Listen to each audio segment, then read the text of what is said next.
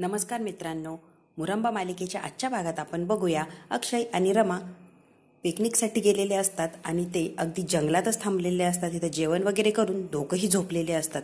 इतकी मस्त झोप लागते की अंधार पडतो तरीही दोघांना जाग येत नाही. आणि जेव्हा रमाचे डोळे उघडते तेव्हा बघते तर काय सगळीकडे अंधार. तेव्हा पटकन उठते आणि अक्षयला मारायला लागते. काय हो, मला उठवलं नाही, इतका उशीर झालाय, आता जंगलात आपण दोघंच आहे, आता करायचं काय? अक्षय म्हणतो, अगं मला मारतीस काय? मारू नको तर काय करू, मला उठवलं का नाही? अगं रमा, मलाही छान डोळा लागला होता गं, मग कसं उठवणार तुला? अहो तुम्हाला कळतंय का, आपण दोघंच आहोत, तेही जंगलात. अक्षय म्हणतो, घाबरायचं कारण नाही. ती म्हणते, घाबरायचंच कारण नाही, कारण दोघंच आहे आपण. पटकन गॅरेजवाल्याला फोन लावा. अक्षय फोन बघतो तो काय, अगं रोमॅन्टिक गाणे ऐकत बसलो ना तो फोन डिस्चार्ज झाला. घ्या माझ्या फोनवरून. तिचाही फोन डिस्चार्ज झालेला असतो. तिथे एक रिक्षावालेला आलेला असतो. तो म्हणतो, अहो चला मी तुम्हाला सोडतो, कुठं जायचंय? रमा म्हणते, चला चला. अक्षय म्हणतो, जंगलात कुणावरही विश्वास ठेवायचा नसतो, चाललीस कुठे? जाऊ नकोस. अहो असं काय करताय, आता आपल्याला जाणं गरजेचं आहे. आता काहीच नाही म्हटल्यावर रिक्षावाल्यासोबत तर जायला लागणार आहे ना. अक्षय म्हणतो, रमा शांत बस, त्याच्यावर विश्वास ठेवू नको, तो फ्रॉड सुद्धा असू शकतो. घरातली अक्षयची सगळी मंडळी टेन्शनमध्ये असते. आजी येते. आजी म्हणते, काय रे तोंड काय पाडून बसले? अरे ते फिरायला गेले, थोडंसं उशीर झाला म्हणून काय तोंड पाडून बसायचं असतं का? वेळेत काय रे तुम्ही? फोन लावून बघ कुठे. आजी फोन लावला पण दोघांचेही फोन लागत नाहीये. आणि सगळ्यात महत्वाची गोष्ट, ज्या हॉटेलला ते जाणार होते तिथे ते पोचलेलेच नाहीये. काय म्हणतोस? आता सगळ्यांना मात्र टेन्शन आलेलं असतं. सीमा म्हणते, काय तिथे पोहोचलेच नाही, आता काय करायचं? आजीलाही टेन्शन येतं. म्हणूनच ह्या लोकांनी तोंड सोडून दिली. त्यांचं काही कॉन्टॅक्ट नाही किंवा ते कुठे एक्झॅक्टली आपल्याला माहितीच नाही. आता करायचं तर काय करायचं, यांना जाम टेन्शन आलेलं असतं. अनंत म्हणतो, आजी तुझं म्हणणं बरोबर आहे, टेन्शनचं कारण नाहीये, इथे जवळच गेली आहे ती. पण अगं गेल्या काही दिवसांमध्ये त्यांच्या आयुष्यात काय काय घडलंय त्यावरून काळजी करावी असं वाटणारच ना गं. आणि किती नाही म्हटलं तरी काळजी जवळ येणारच. म्हणूनच आम्हाला भीती वाटतेय. जिथे ठरलं तिथे ते गेलेच नाही, आणि नाही गेले पण आहे कुठे हे सुद्धा कॉन्टॅक्ट होत नाही आपल्याला, त्यामुळे काळजी वाटणारच ना गं. सीमा म्हणते, देवा सगळं काही व्यवस्थित राहू दे रे, दोघांनाही सुखरूप घरी येऊ दे. सीमा आता देवाजवळ गेलेली असते आणि देवा माझ्या अक्षयला रमाला सुखरूप ठेव. खूप संकट आजवर झेलली आहे त्यांनी, पण आता नाही रे, आता त्यांना सुखाने राहू दे. सीमा बिचारी देवाकडे धावा करते. घरातली सगळी टेन्शनमध्ये असतात, सगळ्यांची तोंड पडलेली असतात. आता नेमकी झालं काय असेल की कॉन्टॅक्टही होत नाहीये आणि आतापर्यंत ते घरी सुद्धा आलेले नाहीये. काका म्हणतात, अगं सीमा कशाला काळजी करतेय तू? येतील ते, सुखरूप असतील. बिचारा तिला आधार देत असतो. ते म्हणते, असं काय म्हणताय तुम्ही? काळजी करू नको, काळजी करायलाच लागणार ना. माझा अक्षय आजवर कशा कशातून गेलाय, त्यामुळे काळजी तर लागणार आहे. ए देवबाप्पा प्लीज माझ्या अक्षयला रमाला सुखरूप ठेव आणि लवकरात लवकर घरी पोहोचव. रिक्षावाला आता त्याच्या जवळ जायला लागलेला असतो. माहील रमाला काही टेन्शन नसतं, पण अक्षयला मात्र डाऊट येतो, हा नक्कीच काहीतरी धोकेबाज असणार, म्हणूनच डायरेक्ट आपल्याकडे येतोय. रमा म्हणते, चला हो रिक्षात बसून जाऊ, पटकन तरी घरी जाऊया. अक्षय म्हणतो, नाही म्हटलो ना तुला. आता रिक्षावाला बरोबर त्यांच्या जवळ गेलेला असतो. तो रिक्षावाला अगदीच अक्षयच्या जवळ चाललेला असतो. अक्षय जोरात ओरडतो, आला आला आला, अरे आला, आता काय करायचं? रमा म्हणते, अहो का ओरडताय तुम्ही? साधा माणूस येतो, माणसाला एवढं काय घाबरताय? आणि लगेच तर रिक्षावाला जो असतो तो तोंडाचा रुमाल काढतो. अरे भूषण तू यार. आणि आता अक्षयच्या जीवात जीव आलेला असतो. पटकन जातो आणि भूषणच्या गळ्यात पडतो. कसा रे तू इथे? अरे तायडेने मला मेसेज केला होता की सायकलवरनं मला जाता येणार नाही, लोकेशन मिळालंच होतं, वेळ मिळाला की लगेच आलो. काय ग रमा, माझी फिरकी घेत होती ना तू, तुला सगळं माहिती होतं? नाही हो, मी फक्त मेसेज केला, पण म्हटलं हा आला नाही म्हणजे आत्ताही येणार नाही, पण आत्ता भूषण दादा असेल असं मला कसं वाटलं. पण बघा लकीली आलाय तो. सगळ्यांच्या जीवात जीव आलेला असतो आणि भूषणलाही खूप आनंद होतो की आता वेळेवर मी पोहोचलोय तिथे. भूषण म्हणतो, चला आता उशीर झालाय ना, आता लवकर चला. रमा म्हणते, चला काय? चिंचा कैऱ्या एवढं घरच्यांसाठी न्यायलाच लागणार आहे ना, आपण दिवसभर मज्जा केली, मग घरच्यांचा विचार करायला नको का? चला चला सगळं घ्यायचंय. भूषण म्हणतो, धन्य, घरच्यांनी बाहेर काढलं तेव्हा तुझा विचार केला का? आता घरच्यांचा विचार करते. धन्य ती माऊली, धन्य ती वहिनी, धन्य ती ताईबाई. भूषण दादा काय करताय? पटकन मला सामान घेऊ लागा आणि चला आता. घरचे मात्र इतके टेन्शनमध्ये असतात, दार उघडं करून अगदी दारातच बसलेले असतात. ते कधी येता का किंवा काही निरोप येतो का, खूप टेन्शन आलेलं असतं. देवाने काहीतरी ऐकलेलं असतं आणि त्यांना रिक्षावाला तरी ऐन वेळेला भूषणदादा गेलेला असतो. आनंद म्हणतो, मला तिथे जायलाच लागणार आहे आजी, कारण इतका वेळ झाला, इतक्या वेळ वाट बघणं काही चांगली गोष्ट नाहीये. आजी म्हणते, आनंद उगाच टेन्शन घेऊ नको, काही होणार नाही, सगळं काही व्यवस्थित असणार. मुळात त्या माहीने आपल्या अक्षयला तिथे घेऊन जायला नको होतं. काय रे, ती फक्त रमाची ऍक्टिंग करतीये, रमा असल्यासारखं वागतीये ती, ऍक्च्युअलमध्ये रमा थोडी येते. ती का घेऊन गेली त्याला? अभि म्हणतो आजी पण ती परत आल्यापासून अगदी रमासारखं वागतीये ना ग, त्यामुळे तूही का तिला रागराग करतीये? ती जरी रमा नसली तरी रमा असल्याची ऍक्टिंग करतीये आणि अगदी तसंच वागण्याचा प्रयत्न करतीये. आनंद म्हणतो हे बघ काही असू दे, आता मला काय राहत नाहीये, मी जाणार आणि ते नेमकी कुठे ते बघूनच येणार. आनंद चाललेलाच असतो तितक्यात लगेच भूषण येतो आणि भूषण हसतच आतमध्ये येतो. सीमा म्हणते तू इथे? हो, कसे आहे तुम्ही? नमस्कार, सगळे बरे आहात ना? सीमाला मात्र धक्का बसतो. भूषण इतक्या रात्री इथे काय करतोय? भूषण सगळं व्यवस्थित आहे ना? सगळं बरं आहे ना? तू कसा आलाय अचानक? ती खूप प्रश्न करत असते कारण तिला टेन्शन आलेलं असतं. भूषण काही कॉन्टॅक्ट नसताना अचानक इथे रात्री कसं काय आला? ती म्हणते अरे काय, काही नाहीये, तुम्ही टेन्शन घेऊ नका. सीमा भूषणला प्रश्नांचा भडामार करतच असते. तितक्यात रमा आणि अक्षय आलेले असतात. अरे काय यार, बघा तुमच्यासाठी आम्ही रानमेवा घेऊन आलोय. सगळ्यांच्या चेहऱ्यावर टेन्शन असतं आणि हा मात्र सांगतोय की रानमेवा घेऊन आलोय. आम्ही त्याला डोळ्याने खुणवण्याचा प्रयत्न करतो. सीमा बिचारी पटकन देवाकडे देवाला हात जोडते. देवा खरंच तुझे आभार रे, ह्या दोघांना सुखरूप घरी आणलंय. आई लगेच अक्षयही तिच्यासोबत म्हणतो सुखरूप घरी आणलंय. आई तुला असंच म्हणायचं होतं ना? अगं तुझी ऍक्टिंग करत होती ही रमा, आता आपण इकडे अडचण येते ना म्हटल्यावर आई ना बघा आता देवापुढे उभे राहिले असतील, माझ्या अक्षयला रमाला सुखरूप घरी आण, तेव्हा त्यांना काहीही होऊ देऊ नको. तुझी अगदी म्हणजे अगदी अस्सल ऍक्टिंग करत होती ती. सगळे सीमावर हसायला लागलेले असतात. काका म्हणतो अरे काही वेळापूर्वी वहिनी अगदी अशी आणि अशीच ऍक्टिंग करत होती, सेम टू सेम. सगळे हसत असतात. आनंद म्हणतो अजून थोड्या वेळ जर तुम्ही आले नसते ना तर आईने देव 100% पाण्यात ठेवले असते. देवा माझ्या लेकरांना लवकर घरी पोचव. आईने सगळी काही ड्रामा आणि ऍक्टिंग सुरू केली असती. सीमा आता म्हणते आनंद आजकाल तू जरा जास्तच बोलायला लागलाय का? इतकी मारेन ना तुला. आई सॉरी. काय रे? चेष्टा करतो आणि वरून सॉरी म्हणतो. आणि हो वाटतीये मला काळजी आणि माझा स्वभावच असा आहे, मी करते असं, त्यात मला काही वेगळं वाटत नाही. याने मला बरं वाटतं म्हणून मी असं करते. तुम्हाला लोकांना काही प्रॉब्लेम आहे का? मला जे वाटतं योग्य ते मी करते, त्यामुळे तुम्ही ना उगाच काही शहाणपणा शिकू नका, अगदी शांत बसा. अक्षय रमामुळे सगळे टेन्शनमध्ये असतात, सगळ्यांना काळजी लागलेली असते, पण ते जेव्हा समोर येतात सगळ्यांच्या जीवात जीव आलेला असतो आणि सगळ्यांना बेटर फिलिंग येतं. अभि मात्र बिचारा मनातल्या मनात म्हणतो देवा खरंच तुझी कमाल रे, इतका कसा तू विचित्र खेळ खेळू शकतो. अक्षयवर इतकी संकट आली, त्याची बायको म्हणजे रमा इथून गायब झाली आणि माही रमा बनून आली आणि रमा असल्याचं नाटकही करतीये आणि रमा असल्याचं नाटक करता करता ती अक्षयवर खरं प्रेमही करतीये, अगदी रमासारखं वागतीये. खरंच अक्षय किती लकी आहे. रमा त्याच्यावर तितकंच प्रेम करत होती आणि तर माही सुद्धा तितकंच प्रेम करती. देवा एखादं इतकं लकी कसं असू शकतं? इतके संकट येऊन सुद्धा अक्षय आहे तसाच आणि तिथेच उभा आहे आणि त्याला प्रेम करणारी आणि प्रेम करणारीच माणसं मिळतात. मी का लकी नाहीये किंवा माझ्या बाबतीत का विरुद्ध झालंय सगळं?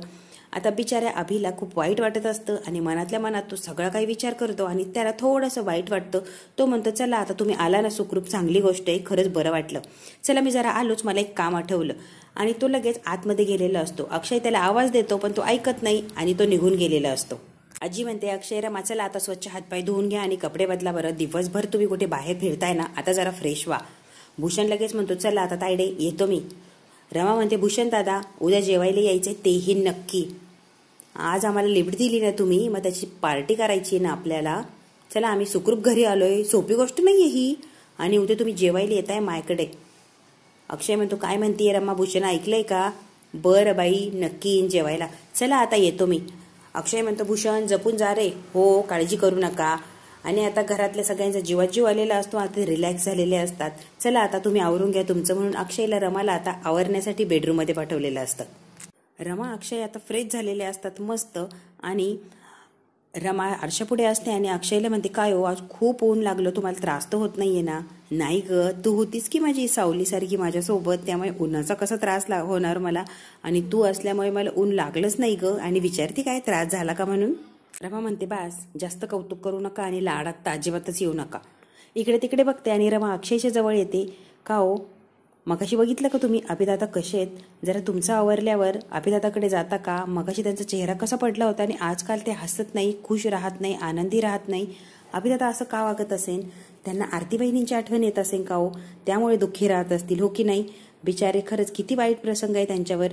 अक्षय म्हणतो नक्कीच आरतीची आठवण येणं साहजिकच आहे, कारण बायको जाण्याचं दुःख काय हे माझ्यापेक्षा जास्त कोणाला माहिती. अगं थोडे दिवस तू नव्हती रमा, माझी काय अवस्था झाली माझी मला माहिती. आणि बिचाऱ्या अभिची काय अवस्था होत असेल, खरंच त्याची कमाले. देव तरी असं का करतो ग? रमा तू परत आली म्हणून मी सावरलो, नाही तर अगदी वेड्यात झालो होतो मी. पण बघ की तू आल्यामुळे निदान मी सावरलो, परत नॉर्मल तरी झालो आणि चांगलं जगायला लागलो.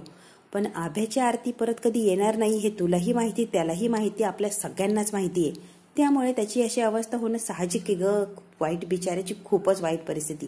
हे बघा, तुम्ही जा आणि त्यांच्याशी बोला. ते जरा मन मोकळं करतील तर त्यांनाही बरं वाटणार आणि आपला कुणीतरी विचार करतंय हे बघून त्यांना जरा जास्तच आधार मिळणार. काय वाटतंय तुम्हाला? हो रमा, मी जातो आणि त्याच्याशी व्यवस्थित बोलण्याचा प्रयत्न करतो. अभि म्हणतो, हो तुला सांगितलंय ना मी बोलतो, तू आता रिलॅक्स हो, तू टेन्शन घेऊ नको. आभ्यापेक्षा जास्त तूच टेन्शन घेशील. इकडे अभि मात्र मस्त दारूमध्ये डुंबलेला असतो. इतकं टेन्शन असतं, इतकं वाईट वाटत असतं त्याला, आणि त्याला दारू ही एकच मैत्रीण वाटत असते किंवा एकच आधार वाटत असतो. इतका दारू पिलेला असतो, इतका दारू पिलेला असतो की त्याला काहीही सुचत नसतं.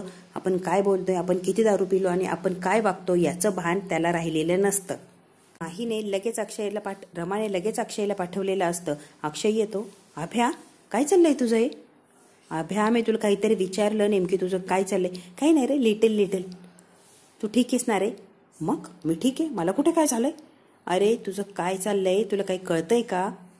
अक्षय म्हणतो, अभ्या तुझी चौकशी करायला आलो होतो. मागाशी तू जरा मला नॉर्मल वाटला नाही, थोडंसं टेन्शनमध्ये वाटलं म्हणून मी चौकशी करायला आलो. पण हे बघतो तर काय चांगलाच नॉर्मल आहे रे तू. तुला लाज वाटत नाहीये का अभ्या? तू वचन दिलं होतं, तू शपथ घेतली होती अर्थाची की मी दारूच्या थेंबालाही शिवणार नाही, अर्थाची काळजी घेणार आणि तिच्यासाठी मी व्यवस्थित वागण्याचा प्रयत्न करणार. पण तू आता काय करतोय, तुला कळतंय का? अरे यार, काय चाललंय अक्षय, तुला काही कळतंय का? अरे मी फक्त रिलॅक्स होण्याचा प्रयत्न करतोय. शपथ वगैरे, वचन वगैरे काहीही मोडलेली नाहीये. थोडंसं काहीतरी रिलॅक्स व्हायचं, वातावरणातून बाजूला जायचं म्हणून एक छोटासा एकच पेक घेतलाय मी. एवढं कसलं लेक्चर देतोय आणि एवढं काय बोलतोय रे मला? काय डोंगर कोसळला की काय? अभ्या, दुसऱ्याला बोलणं सोपं असतं रे. तू इतका लकी आणि देवाचा सुद्धा लाडका आहे तू. काय माहिती का अभ्या, तुला जरा स्पष्ट सांगतो, माझ्या आयुष्यातून आरती निघून गेली, ती कायमची निघून गेली, ती परत येणार नाही हे मला माहिती. पण तू इतका लकी आहे, तुझ्या आयुष्यातून रमा निघून गेली होती पण ती परत आली की? रमा आली खरी की खोटी हे मला माहित नाही. काय म्हटला तू अभ्या? तू काय म्हटला? अक्षय त्याला सारखा विचारतो. आता हा मात्र गप्प बसतो. अरे खरी आपल्याला माहित नाही ना, रमा कोणाबरोबर होती, कोणासोबत होती, कुणी वाचवलं, कुणी आतापर्यंत आधार दिला, कशी सुखरूप घरी आली, काही खरी माहिती नाही ना आपल्याला. म्हणून म्हटलं रे अक्षय मी सहज. अक्षयला इतका राग येतो, लगेच त्याची गचंडी पकडतो. काय बोलतोय अभ्या? इतका दारू प्यायलास की तुला सूद सुद्धा नाहीये, तू नेमकी काय बोलतोय? आणि रमाविषयी बोलतोय हे सगळं? काय तुला कळतंय का तू काय बोलतोय? हे सोड रे अक्षय, मला तू काय लावलंय हे मी अगदी सहज बोललो. अक्षयने डायरेक्ट आभेची गचंडी धरलेली असते आणि काय बोलतो, तुला अक्कल आहे का? तितक्यात आनंद आलेला असतो. अरे काय चाललंय, तुम्ही लहान बाळांसारखं भांडताय, काय काही कळतंय का? दोघांनाही वेगळं करतो. अभ्या काय चाललंय, तुला काही अक्कल बिक्कल आहे का? हे माझं काही चाललं नाहीये, मी फक्त रिलॅक्स व्हायला इथं बसलोय. आणि हे बघ, त्याला सांग तुझं प्रेम लय भारी बो, जगात भारी, लय भारी जगात भारी. आणि अक्षयला सांग की जगात एकमेव लकी माणूस आहे तू. त्यामुळे मी कुणाला काही म्हणत नाही, कुणाला काही बोलायचं नाही. मी माझं बसलोय इथे रिलॅक्स व्हायला. तुम्ही जा आता इथून, मला एकट्याला इथे रिलॅक्स होऊ द्या. आभ्याला इतकी चढलेली असते की मनात जेवढी काही गरळ आहे तो सगळी काही ओकत असतो. अरे त्यांना म्हणा तुमचं प्रेम आहे ना बाबा, सगळ्यांना माहिती आहे तुमचं प्रेम जगात भारी, पण लोकांना दाखवत फिरू नका ना. सगळेच तुमच्यासारखे लकी नसतात की तुम्हाला एक प्रेम संपलं की दुसरं प्रेम मिळतं. सगळे तुमच्यासारखे लकी असते तर कसं? त्यामुळे लोकांना प्रदर्शन करत फिरू नका. एवढंच काय सांगते अक्षयला. काय म्हटला? लगेच आनंद म्हणतो, अरे अभ्या गप्प बस. दादा गप्प बस नाही म्हणू त्याला काय बोलायचं ते बोलू दे. नेमकी त्याच्या मनात तरी काय, त्याला गरळ तरी ओकू दे रे. त्याला आहे ना तू शांत बसू नको. अभ्या बोल, तुला काय बोलायचं आहे ना अभ्या, तू बोल. आनंद त्याला थांबवण्याचा प्रयत्न करतो आणि अक्षयला जा असं सांगतो. अक्षय काय जात नाही आणि अभ्याचं काय तोंड राहत नाही. त्यांनी सुसाट तोंड सुरू केलेलं असतं. अक्षय त्याला समजून घे रे, आरतीला मिस करतोय ना तो म्हणून बरवतोय. हो म्हणून तो काहीही बरळेल का? त्याला अर्थ आहे का? त्याच्या बाबतीत जे झालं ते सगळ्यांच्या बाबतीत व्हायला पाहिजे का? त्याच्या बाबतीत झालंय ना दादा, खरंच वाईट गोष्ट आहे आणि त्याच्या इतकं वाईट वाटतं, त्याच्यापेक्षाही जास्त आम्हाला वाईट वाटतं आणि आम्ही त्याचा विचार करतो. म्हणून त्याचा फायदा घेतोय का तू? काही बरळणार, कुणाला काहीही बोलणार. त्याने लायसन काढलंय का कुणाला काही बोलायचं? अनंत म्हणतो तू आता शुद्धीवर नाहीये, तुलाही माहिती मलाही माहिती, मग काय एवढं मनाला लावतोय? रिलॅक्स.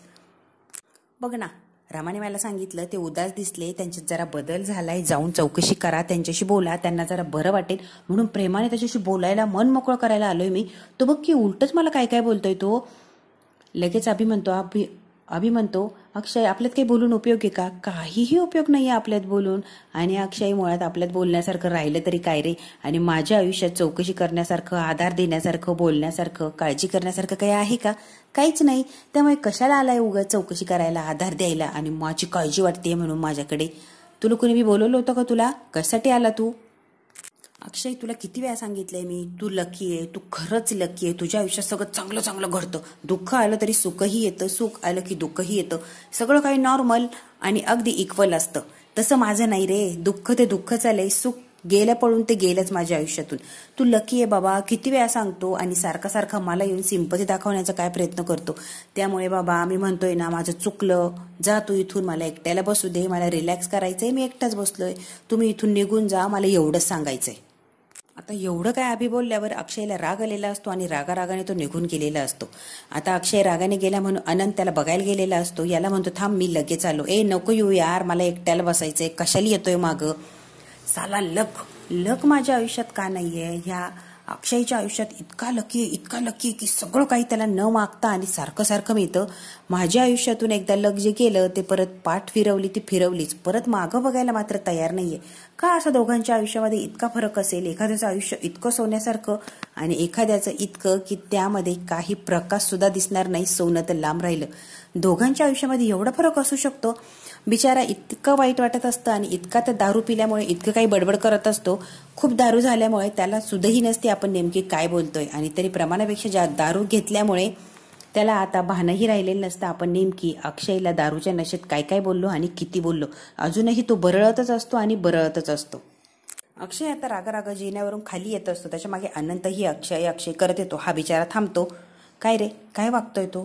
माझ्या आयुष्यामध्ये रमा परत आली, मी लकी आहे, माझ्या आयुष्यात सुख आहे, यात माझा काही दोष आहे का? रमा गेली होती, परत आली, यात माझा काय दोष आहे? आणि सुख आहे, लकी आहे, यात माझा तर खरंच काही दोष नाही. आणि त्यांनी दुःखी असावं असंही मला वाटत नाही. मग तो माझ्यावर जळतो का? आणि डायरेक्ट मला असं बोललाच का? मला सांग, आभ्याच्या मनात इतकं विष कसं आहे माझ्याविषयी?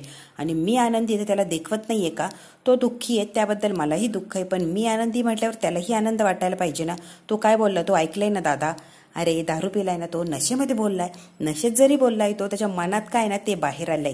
तो बाहेरून दाखवतो की मी चांगला आहे, सगळं चांगलं चांगलं गोड गोड वागतो रमाशी माझ्याशी, पण त्यांच्या मनात काय ना नेमकी आत्ता कळालंय दादा मला.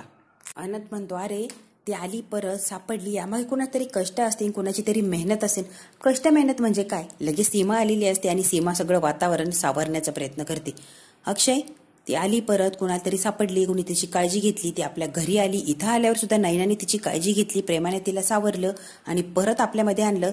याला कष्ट लागत नाही का? अगं आई, तू म्हणतेय ते बरोबर आहे आणि तुझं म्हणणं मला मान्य सुद्धा आहे. मग म्हणून मला आभ्या वाटतेल ते बोलणार का? वाटतेल तसं माझ्याशी वागणार का तो? तूच मला सांग, तो असं का बोलला? आणि यांचं सगळ्यांचं बोलणं रमा दारात उभा राहून ऐकत असते. इतका चांगला मूड होता, इतका चांगला मूड, याने एका मिनिटात माझा मूड घालून टाकला. आणि आब्याचा आहे ना दरवेळच आहे, माझ्या आयुष्यात काहीतरी चांगलं घडतंय, मी आनंदी आहे, माझ्या आयुष्यात सगळं सुख आहे, सगळं काय बेटर चाललंय, की आब्याला देखवत नाही आणि दरवेळेला अशी माती खातो. बघ की का असं वागत असेल? सीमा म्हणते, असू दे रे अक्षय, का असं बोलतोय बाळा, प्लीज असं बोलू नाही. हो नाही, असं नाही बोलायचं नाही का? त्याने दरवेळेला असंच वागायचं, मी मात्र गुड बॉय सारखं वागायचं आणि सगळं दृष्टीने निराळा करायचं. चल, मला काही बोलायचंच नाहीये. आणि अक्षय आता बेडरूममध्ये रागा गेलेला असतो, कारण त्याला खरंच वाईट वाटलेलं असतं. अक्षय बेडरूममध्ये गेल्यावर अनंत म्हणतो, आई तुला कळतंय का, आपण खूप मोठं सत्य लपवलंय आणि इतकं मोठं भयानक सत्य जर अक्षयच्या समोर आलं तर अक्षय काय रिॲक्ट करेल तुला कळतंय का? घरातल्या प्रत्येक माणसाशी तो बोलणार नाही आणि प्रत्येक माणूस अक्षयच्या नजरेतून पडून जाणार. आपण कधीही त्याच्या नजरेत परती उभा राहणार नाही. आणि बघ, आपण नको ते केलंय, इतकं मोठं सत्य लपवल्यामुळे अक्षयला याचा नक्कीच धक्का बसणार आणि त्रास होणार. सीमा काहीही बोलत नाही, कारण सीमालाही माहिती असतं खरंच सगळ्यांनी मिळून चूकच केली, अक्षयपासून हे सत्य लपवलंय, त्याला आपण अंधारात ठेवलंय. अक्षय रागाने आतमध्ये आलेला असतो. रमा मात्र हाताची घडी घालून रागाने उभी असते. त्याला म्हणते, काय करायला पाठवलं होतं तुम्हाला आणि तुम्ही काय करून आला? तुम्हाला तिथं पाठवलं होतं, त्यांना आधार द्या, समजून घ्या, 4 प्रेमाच्या गोष्टी सांगा, त्यांच्या मनात काय नेमकी ते जाणून घ्या, आणि तुम्ही उलटच करून आला, त्यांच्याशी भांडून आला का तुम्ही? तुम्हाला काय करायला पाठवलं होतं? हिला इतका राग आलेला असतो, ती आता अक्षयला बोलत सुटलेली असते. तुम्ही जायचं आणि आत्ताच्या आत्ता अभिदादांना सॉरी म्हणायचं. सॉरी बिरी मी काय सॉरी बिरी म्हणणार नाहीये, त्यांनीच उलट मला सॉरी म्हणायचं. तुम्ही मोठे, त्यामुळे तुम्ही जायचं, समजून घ्यायचं आणि त्यांना सॉरी म्हणून यायचं. उगाच रमा मला काही शहाणपणा शिकू नको, मी त्याला सॉरी बिरी काही म्हणणार नाहीये. रमा खूप चांगल्या प्रकारे अक्षयची समजूत काढत असते. हे बघा, त्यांना वाईट वाटणं साहजिकच आहे आणि राहून राहून अर्थाचा विचार येत असणार आहे. अर्थाला एकटीने सांभाळणं, एकटीने तिचं पालनपोषण करणं, लक्ष देणं खूप मोठी जबाबदारी हो. त्यामुळे चिडचिडही होतीच. आणि आपण जरी आता अर्थाला सांभाळत असलो तरी राहून राहून त्यांच्या डोक्यात विचार येतच असणार. एकदा की रमा अक्षयला बाळ झालं की अर्थाकडे दुर्लक्ष होणार आणि हळूहळू सगळी जबाबदारी त्यांच्यावर येणार. एकट्या वडिलांनी जबाबदारी घेणं आणि नवरा बायकोने दोघांनी मिळून आपल्या बाळाची जबाबदारी घेणं यात खूप फरक आहे. त्यामुळे हे बघा, त्यांना टेन्शन येत असणार आणि वाईट वाटत असणार. प्लीज तुम्ही त्यांना सांभाळून घ्या. रमा म्हणते, अभिदादांसाठी मुलगी आपण बघू. त्यांना त्यांची पार्टनर मिळाली की ते अगदी नॉर्मल आणि व्यवस्थित होतील. इकडे साई मात्र अजूनही त्या रमाच्या प्रेमात असतो. रमाबद्दल घातलेले क्षण सगळे काही आठवत असतात. सगळे काही गोड आठवणी त्याला आठवतात आणि तिच्या प्रेमामध्ये परत आता तो मागे गेलेला असतो. रमाले साईने इतकं जीव लावलेलं असतं, सगळी काही काळजी घेतलेली, सगळे काही चांगले क्षण त्याला आठवत असतात. आणि आता जेव्हा मी आज रमाच्या घरी गेलो तेव्हा तिने मी रमा अक्षय मुकादम अशी ओळख करून दिली आणि तुम्हाला भेटून खूप बरं वाटलं. अगदी अनोळखी असल्यासारखी माझ्याशी वागली. ती का वागतीये हेच मला कळालेलं नाहीये. साईला टेन्शन आलेलं असतं, इतकी आमची ओळख आहे, इतकं एकत्र राहिलो आणि आता ऐन वेळेला ती ओळख नाही असं का दाखवतीये मला. अक्षय म्हणतो, मी त्याला सॉरी म्हणणार नाहीये. तो तुला खोटं ठरवत होता. त्या नीलने तुझा जीव वाचवला, तुला इथे आणून सोडलं, त्याच्यानंतर काही घडलंय का त्याच्या मधल्या काळात? ही म्हणते, नाही काहीच घडलं नाही. अगं मग तो तुला खोटं ठरवत होता. रमालाही आता टेन्शन आलेलं असतं. अक्षय म्हणतो, त्याला मी सॉरी म्हणणार नाहीये कारण तुझ्यावर त्याने संशय घेतला आणि खोटं ठरवत होता गो तो. आता रमा टेन्शनमध्ये आलेली असते. माहीने काय काय गोष्टी सांगितल्या याला आणि नीलने रमाला वाचवलं असं सांगितलंय. मला इतकं जपून राहायला लागणार आणि जपून वागायला लागणार. एकही शब्द चुकीचा गेला की अक्षय मला पकडणार आणि माझे सगळं सत्य अक्षयच्या समोर येणार. रमाला आता टेन्शन आलेलं असतं. मला प्रत्येक वेळेला जपून व्यवस्थित विचार करून बोलायला लागणार. मला टेन्शन आलेलं असतं. सकाळी साई आला तेव्हा नको ते वागले मी. त्याला ओळख दाखवायची सोडून अनोळखी असल्याचं दाखवलं. जर साईचं आणि माझं सत्य जे यांच्यासमोर आलं ते नको व्हायला तेच होणार आणि यांना कळेल की माझ्याऐवजी इथे माही राहत होती रमाची ऍक्टिंग करत. मग मात्र सगळं वादळ आणि वादळच होणार. यांना आवरणं अशक्य गोष्ट आहे. रमाला आता टेन्शन आलेलं असतं. सगळं सत्य कळलं तर अक्षयला हँडल कसं करायचं. पुढच्या भागामध्ये पंकज काका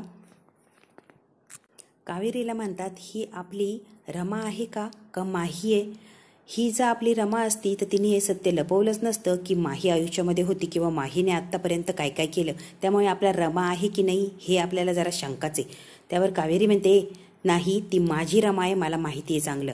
आणि इकडे सीमा आणि आजी बोलत असतात की खरी रमा नाही आली तर चांगलंच आहे. माही इतकी हुशार आहे, सगळं काही हँडल करते आणि अक्षयला बरोबर सत्य लपवतीये आणि त्याच्याशी चांगलं वागतीये. आता तुला सांगू का, आजी सीमाला म्हणते खरी रमा परत नाही आली तेच योग्य आहे आपल्यासाठी. जे चाललंय ना ते चालू दे आणि सगळं काही व्यवस्थित अशाच पद्धतीने होते. मित्रांनो, हा भाग इथेच संपतो. व्हिडिओ आवडल्यास लाईक, शेअर, सबस्क्राईब.